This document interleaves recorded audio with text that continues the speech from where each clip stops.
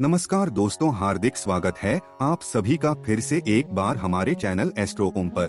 दोस्त, साल 2023 की सबसे बड़ी ज्येष्ठ पूर्णिमा साल के जून में पड़ने वाली ज्येष्ठ पूर्णिमा को सबसे बड़ी और सबसे खास पूर्णिमा माना जा रहा है। 4 जून को पड़ने वाली पूर्णिमा पर कई दुर्लभ संयोग बन रहे हैं। ऐसे में इन 2 जगहों पर चुपचाप 2 दीपक जलाकर छोड़ दें, इससे मृत्युदंड, पितृदोष, महाकाल सर्प दोष, नजर दोष, शनि दोष, राहु दोष सब कुछ होगा खत्म। किस्मत पर लग जाएंगे 4 चांद। महालक्ष्मी दौड़ी दौड़ी चली आएंगी, कंगाल भी होंगे धनी। दोस्तों, आज हम आपको बताएंगे दीपक जलाने के कितने ज्यादा फायदे आपको अपने जीवन में मिलते हैं और किस प्रकार आपको दीपक जलाना चाहिए, कौन सी दिशा में, जिससे आप बहुत ज्यादा तरक्की प्राप्त कर सके और अपने जीवन में सभी बाधाओं को खत्म कर सके। सबसे पहली बात तो आपको ध्यान में रखनी चाहिए कि अपने घर के मंदिर में रोजाना ही आपको दीपक जलाना चाहिए। कभी भी ऐसा नहीं होना चाहिए कि आपने दीपक ना हो, क्योंकि घर के मंदिर में रोजाना दीपक जलाना बहुत ही जरूरी होता है। इसी से आपके घर से सभी नेगेटिव एनर्जी बाहर निकलती है। अगर आप कोई भी दीपक नहीं जलाते हैं घर के मंदिर में या फिर अपने घर में शाम के समय, तो इससे आपके घर का वातावरण बहुत ज्यादा नेगेटिव तो होता ही है, आपके घर की परेशानी भी बहुत ही ज्यादा बढ़ने लगती है। घर का जो मुखिया होता है उसे बहुत ज्यादा ही मेहनत करनी पड़ती है। इसकी वजह से परेशानी और टेंशन में घर का मुखिया पहुंच जाता है। शाम का समय हिंदू धर्म में बहुत ही ज्यादा महत्वपूर्ण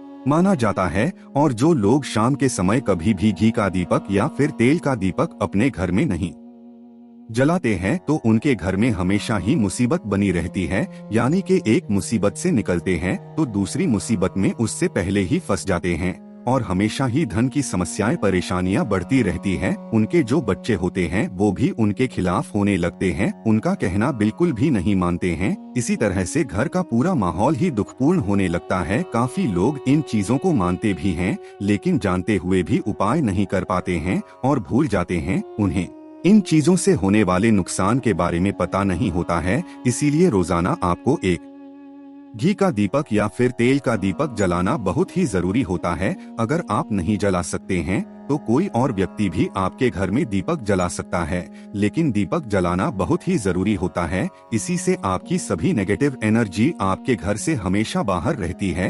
दोस्त, और शाम का समय ऐसा होता है जिस समय नकारात्मक ऊर्जाएं बहुत ही ज्यादा प्रबल होती है और आपके घर में प्रवेश कर जाती है। ऐसे में अगर आप घर में या घर के मंदिर में दीपक नहीं जलाते हैं तो नेगेटिव एनर्जी आपको बहुत ही ज्यादा परेशान करती है, आपके सभी काम बिगाड़ने लगती है।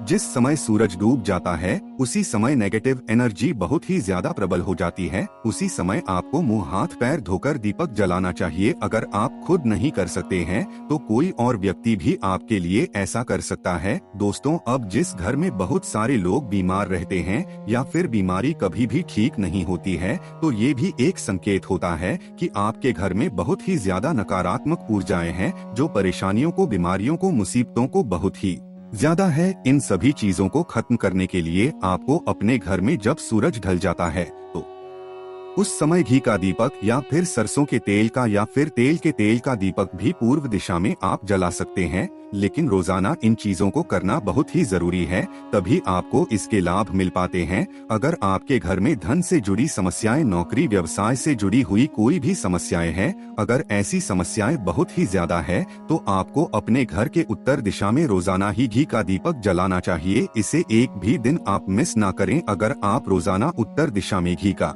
दीपक जलाते हैं तो इससे आपकी धन से जुड़ी हुई समस्याएं खत्म हो जाती है। जिन लोगों को नौकरी नहीं मिलती है तो उनको भी नौकरी मिलने लग जाती है, और अगर वही व्यक्ति जिसको परेशानी है और वही अगर रोज दीपक जलाता है तो इससे मिलने वाले फायदे और भी ज्यादा हो जाते हैं। शाम के समय घी का दीपक या फिर तेल का दीपक जलाना बहुत ही जरूरी है। आप कभी भी इन चीजों को नजरअंदाज ना किया करें, क्योंकि इन्हीं से आपके जीवन में परेशानियां बढ़ जाती है और आपको मुसीबतों का सामना करना पड़ सकता है। आपको ये जानकर हैरानी होगी कि जो भी घी का दीपक आप जलाते हैं उससे जो निकलने वाली ऊर्जाएं होती है वो आपके घर में जब फैलती है तो इससे घर का माहौल एकदम से सुख में बनने लगता है, यानी कि पॉजिटिव होने लगता है। घर के सभी लोग शांति से रहने लगते हैं। इसी प्रकार से जो दीपक होता है, ये भी जब जलता है तो इससे आपके आसपास जितनी भी नकारात्मक ऊर्जाएं हैं वो खत्म हो जाती है, क्योंकि इन दीपकों से निकलने वाली जो ऊर्जाएं होती है, धुआं होता है, वो नेगेटिव एनर्जी को बाहर निकालता है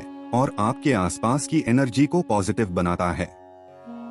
तो ये बहुत ही जरूरी चीजें हैं। शाम के समय कभी भी आप इन चीजों को कभी मिस ना किया करें, तभी आप अपने जीवन में सफलता पा सकते हैं और आपकी जितनी मनोकामनाएं हैं वो भी पूरी होती है। दोस्तों, हम अपने घर के पूजा घर में पूजा पाठ करते हैं और मूर्ति आदि रखते हैं। दोस्त, मूर्ति का क्या महत्व होता है, आज हम आपको इस वीडियो के माध्यम से बताने वाले हैं। जिस घर की पूजा घर में एक साथ ये दो मूर्तियां होती है, वहाँ पर बनता है राजयोग और दुनिया आपके कदमों में आ जाती है। कहने का तात्पर्य ये है कि आपको सर्व सुख प्राप्त हो जाता है, जिसकी आपने कल्पना की है, आपने मनोकामना मांगी है। दोस्तों, घर के पूजा घर में हम पूजा करते हैं, पूजा पाठ करते हैं और पूजा पाठ के माध्यम से कुछ चीजें देखने और मनाने आदि का प्रयत्न करते हैं, ताकि हमें उस पूजा का फल प्राप्त हो जाए और हम उसी अनुरूप घर के अंदर मूर्ति आदि लगवाते हैं, ताकि हम उन देवी देवताओं का सुंदर मुख देख सके और उनका आशीर्वाद प्राप्त कर सके। लेकिन दोस्तों, अगर हम अपने घर के पूजा घर में इन मूर्तियों के साथ अन्य मूर्तियां भी रखते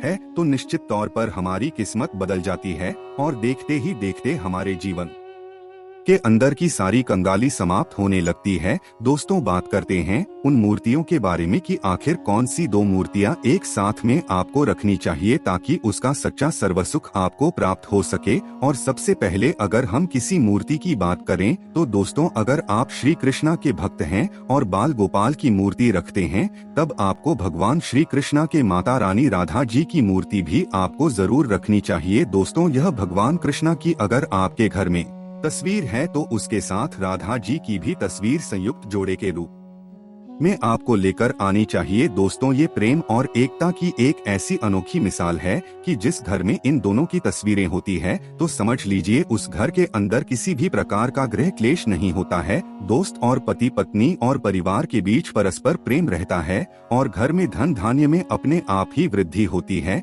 इसीलिए ये जरूरी माना गया है, अगर आप भी इन मूर्तियों को रखते हैं तो निश्चित तौर पर आपके जीवन में अपने आप ही फायदा प्राप्त हो जाएगा। दोस्तों, कई लोग अपने घर में माता लक्ष्मी की पूजा करते हैं तो सोचते हैं कि भगवान विष्णु की भी पूजा करें या ना करें, या फिर उनकी मूर्ति साथ में रखें या ना रखें। दोस्तों, हमेशा भगवान श्री विष्णु जी और माता लक्ष्मी की पूजा आपको एक साथ करनी चाहिए। दोस्त, देवाधिदेव महादेव भगवान विष्णु और भगवान ब्रह्मा जी तीनों ही देवताओं को सर्वशक्तिमान देवता माना गया है और त्रिदेवों में भगवान विष्णु जी को पूजा जाता है। तो अगर आप अपने घर के पूजा घर में लक्ष्मी नारायण जी की संयुक्त रूप में पूजा करते हैं तो निश्चित तौर पर आपके घर में दिन दुगनी रात चौगुनी वृद्धि देखने को मिलती। दोस्त, तो इसीलिए आप भगवान विष्णु जी के साथ माता लक्ष्मी जी की पूजा करें। अगर माता लक्ष्मी की अकेली तस्वीर है तो आपको उनके बाएं तरफ भगवान श्री गणेश और भगवान श्री कुबेर जी की मूर्ति या तस्वीर अपने घर के मंदिर में जरूर लगानी चाहिए। अगर आप माता लक्ष्मी जी के बाएं तरफ भगवान श्री गणेश जी की मूर्ति लगाते हैं या तस्वीर लगाते हैं तो आपको निश्चित तौर पर लाभ प्राप्त होता है और देखते ही देखते आपके जीवन की कंगाली समाप्त होने लगती है और धन प्राप्ति के लिए आपको लक्ष्मी गणेश जी की संयुक्त रूप से पूजा करनी चाहिए। माना जाता है माता लक्ष्मी धन देती है तो भगवान श्री गणेश रिद्धि सिद्धि का भंडार और वृद्धि का विकास करते हैं। इसी वजह से इनकी पूजा बहुत जरूरी मानी गई है। दोस्त, तो कई लोग पूछते हैं कि अपने घर में हनुमान जी की तस्वीर या मूर्ति रखें या ना रखें, या उनकी पूजा करें या ना करें। दोष, आपको निश्चित तौर पर हनुमान जी की अन्य देवी देवताओं के साथ में भी आप मूर्ति या तस्वीर रख सकते हैं। किसी प्रकार की कोई दो राय नहीं है कि आपके ऊपर हनुमान जी क्रोधित होंगे या नहीं होंगे। दोस्त, इसके अलावा आप प्रभु श्री रामा की तस्वीर भी अपने घर के पूजा घर में रखते हैं तो आप हनुमान जी की तस्वीर रखे या ना रखे, हनुमान जी के निमित्त किसी भी प्रकार की पूजा या पाठ करना हो तो आप प्रभु श्री रामा से कहे। दोस्त, भगवान श्री राम के प्रिय भक्त हनुमान जी हैं और निश्चित तौर पर आपको उतना ही आशीर्वाद प्राप्त होता है जितना कि आपको हनुमान जी की मूर्ति या तस्वीर का पूजन करने से होता है। या फिर आप क्या करें, श्री राम दरबार की तस्वीर अपने घर में लेकर आएं। और श्री राम दरबार की तस्वीर का पूजन करें या उनकी मूर्ति या उनके किसी प्रकार की कोई चीज आपके पास है तो आप उनका पूजन करें। इसमें सारे देवी देवताओं का आपको आशीर्वाद प्राप्त है। हनुमान जी से लेकर माता सीता, भगवान श्री राम और अन्य देवी देवताओं का भी आशीर्वाद आपको प्राप्त हो जाता है। तो निश्चित तौर पर अपने घर के पूजा घर में एक साथ आप ये तस्वीर रख सकते हैं। आपके जीवन में राजयोग की प्राप्ति हो जाती है।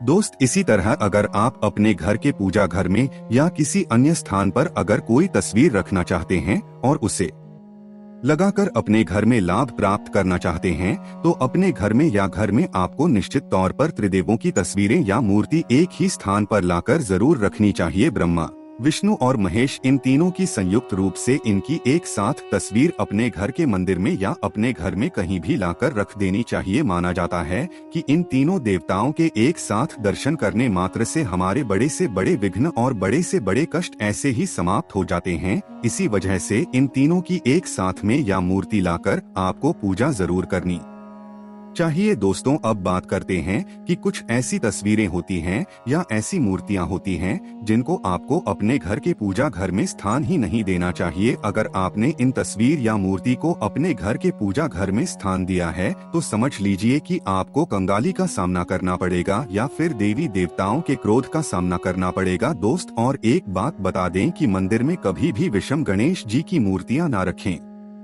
जैसे कि 1, 3 या 5 ऐसे रखना अशुभ माना जाता है। 2 मूर्तियों को एक साथ रखना शुभ माना गया है। अगर आप सिर्फ गणेश जी की मूर्ति रखते हैं तो इसके अलावा किसी भी प्रकार की मूर्ति आपको नहीं रखनी चाहिए। दोस्त, इन्हें स्थापित करते वक्त ध्यान दें कि गणेश जी का चेहरा हमेशा घर के मुख्य दरवाजे की तरफ होना चाहिए ताकि आपको अच्छे और सच्चे धन लाभ की प्राप्ति हो। और इस बात का ध्यान रखें कि अंगूठे से बड़े आकार का शिवलिंग आपको भूलकर भी नहीं रखना चाहिए। हमेशा एक छोटा सा शिवलिंग रखें और इससे ज्यादा शिवलिंग आपको नहीं रखना चाहिए। दोस्त, वैसे तो आपको अपने घर में शिवलिंग रखना ही नहीं चाहिए। उसके बाद भी अगर आप रखते हैं तो अंगूठे के आकार से बड़ा शिवलिंग आपको नहीं रखना चाहिए। आप छोटा शिवलिंग रख दें और ध्यान रखें कि एक से ज्यादा शिवलिंग आपको भूलकर भी नहीं रखने हैं। घर में अगर आप शिवलिंग रखते तो शिवलिंग के ऊपर आपको तुलसी भूलकर भी अर्पित नहीं करना चाहिए। अगर आपने शिवलिंग रख लिया है और उस पर तुलसी अर्पण कर दी है तो देवी देवताओं के क्रोध का आपको सामना करना पड़ेगा। दोस्त, और मंदिर में हमेशा अगर आप हनुमान जी की तस्वीर रखना चाहते हैं, आप हनुमान जी के अनन्य भक्त हैं तो बैठे हुए हनुमान जी की मूर्ति ही रखें। बजरंगबली, रुद्र भगवान शिव के अवतार हैं, इसीलिए उनकी भी शिवलिंग की तरह ही मूर्ति रखें। साथ ही जो पत्नी होते हैं, वैवाहिक जीवन आपने नया स्टार्ट किया है तो हनुमान जी की मूर्ति या तस्वीर अपने कमरे में, अपने बेडरूम में आपको भूलकर भी नहीं रखनी चाहिए। अन्यथा आपको आपके जीवन में कई प्रकार के दोषों का सामना करना पड़ता है। दोस्तों, हनुमान जी ब्रह्मचारी है तो इस बात का आपको ध्यान रखना चाहिए। दोस्त, और राधा कृष्ण की मूर्तियाँ अगर आप जैसे अपने शयन कक्ष में सोते हैं और वो आपके बेड के सामने की तरफ रखी है कि जैसे कि आप उठे और आपको उठते ही पहले उनके दर्शन हो जाए तो समझ लीजिए कि आपका जीवन मालामाल होने वाला है। किसी भी प्रकार का कोई दुख धन की चिंता आपके जीवन में नहीं रहेगी। दोस्त, इसी तरह अगर माता दुर्गा की तस्वीर आप अपने घर में लेकर आना चाहते हैं और चाहते हैं कि माता दुर्गा की तस्वीर के माध्यम से आप अपने जीवन में समृद्धि देखें तो दोस्तों, भूलकर भी आपको माता दुर्गा की क्रोधित अवस्था की तस्वीर जैसे कि महाकाली की या फिर महिषासुर का वध करते हुए या क्रोधित अवस्था में माता लक्ष्मी की, माता दुर्गा की तस्वीर लाकर आपको उनकी पूजा नहीं करनी चाहिए। दोस्तों, हमेशा शांत और सुंदर मुख वाली तस्वीर ही अपने घर के अंदर लाकर पूजा करनी चाहिए। बहुत ही शुभ और मंगलकारी माना जाता है। दोस्त, इस बात का ध्यान रखें कि अगर आप अपने घर में मूर्तियां रखते हैं तो आपको इनको भूलकर भी टूटे हुए चावल नहीं चढ़ाने चाहिए।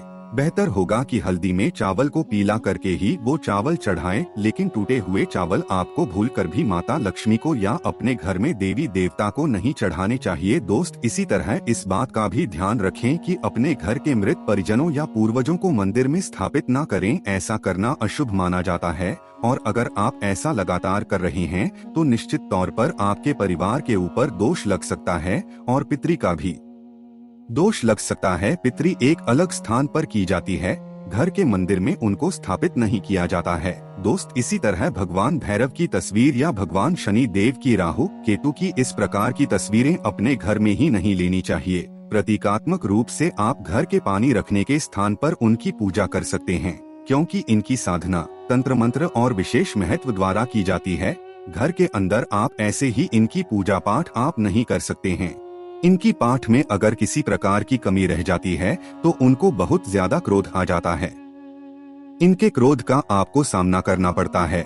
इसी वजह से आपको इस प्रकार की तस्वीरें या मूर्तियां अपने घर के अंदर नहीं रखना चाहिए। और जो पहले हमने आपको बताया उस प्रकार की तस्वीरें तो निश्चित तौर पर आप रखकर अपने जीवन में फायदा प्राप्त कर सकते हैं। दोस्तों, अगर आप भगवान शिव से प्यार करते हैं तो कमेंट बॉक्स में लिखें हर हर महादेव, ओम नमः शिवाय, जय शिव शंकर। एक लाइक तो बनता है।